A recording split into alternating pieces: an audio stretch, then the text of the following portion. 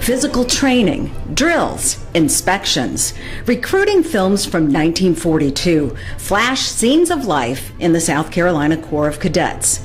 The Citadel's films were played at schools and theaters to promote the value of a military college education, just as America was fully engaging in World War II. But cadets who were sophomores at the time of the filming were about to have their college careers interrupted in dramatic fashion. It was the honor code of the Citadel, and I think that that stands out more than any single thing about life at the Citadel. On the 70th anniversary of what would have been his graduation year, Timothy Street reminisces with his wife Aggie about his class at the Citadel, the class of 1944, which eventually became known as the class that never was. It's the truth in the sense that we never had graduations, we never had ring ceremonies, we never had any of the particulars that go with being a senior at the Citadel, any of the privileges that go with being a senior at the Citadel. So as a result, I don't think that the label of the class that never was is altogether that inaccurate. Street recalls his friends from the class of 1944's golf team. Street was also on the hop committee, which planned hops or dances, highly anticipated opportunities for the Corps to interact with young women. But he didn't plan graduation events or even a ring ceremony. We got special dispensation to receive the ring before we left for the Army. Street and his classmates didn't make it to their senior year. With a critical war need for junior officers and second lieutenants, the federal government called Street's entire class to war in the summer of their junior year, with the exception of 3 who couldn't serve. According to Street, it happened despite a formal objection by the college's president, General Charles P. Summerall, who felt the cadets would make better soldiers after they finished their entire military education. Unfortunately, General Summerall's word and request that we stay at the Citadel for the final year was denied.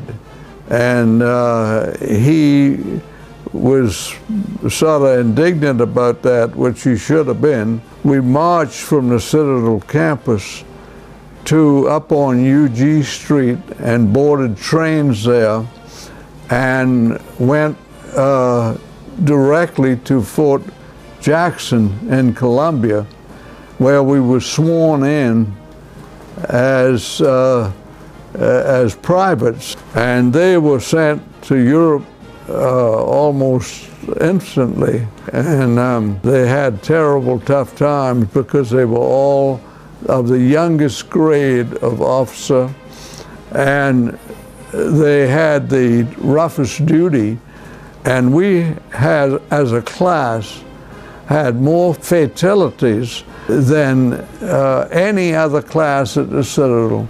Street was sent to Fort Eustis for anti-aircraft artillery training with several other cadets.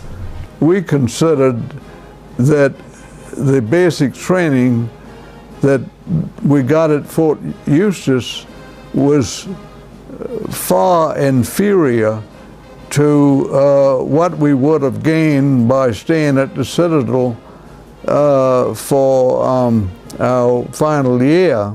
We had graduated from basic training, but they didn't know what to do with us. So would you believe they sent us back to the Citadel. He and the other newly commissioned officers were frustrated after being enrolled in freshman engineering classes. But soon they were dispatched to posts throughout the World War II arena.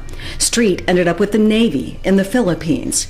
He was there for about a year, eventually returning home to Charleston and the Citadel, where he reconnected with some of his former classmates.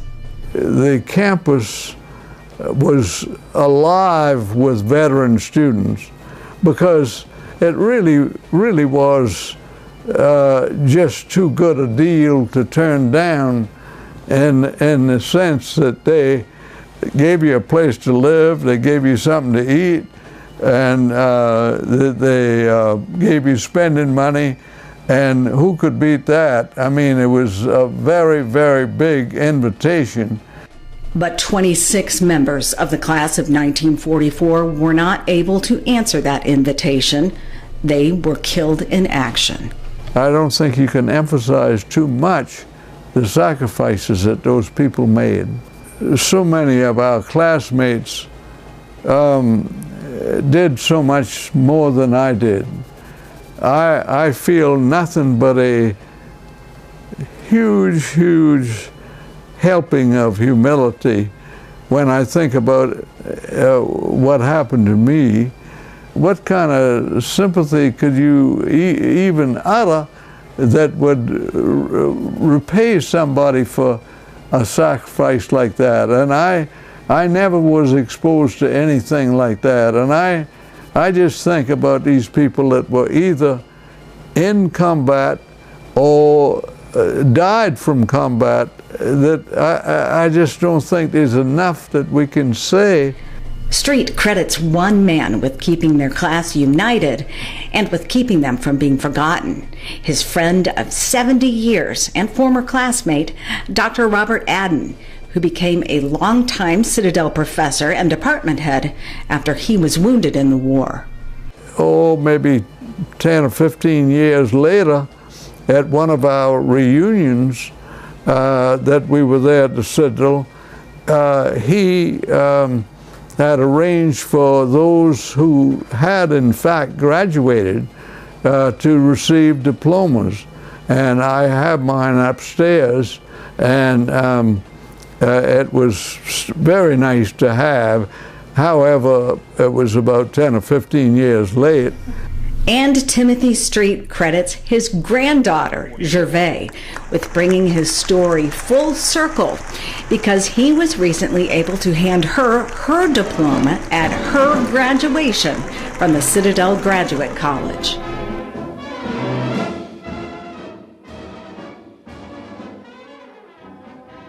More than 6,000 men from the Citadel served during World War II, and close to 300 of them were killed. But it was the class that never was, that was caught in the middle like none other, the class that some now call the class that will live forever.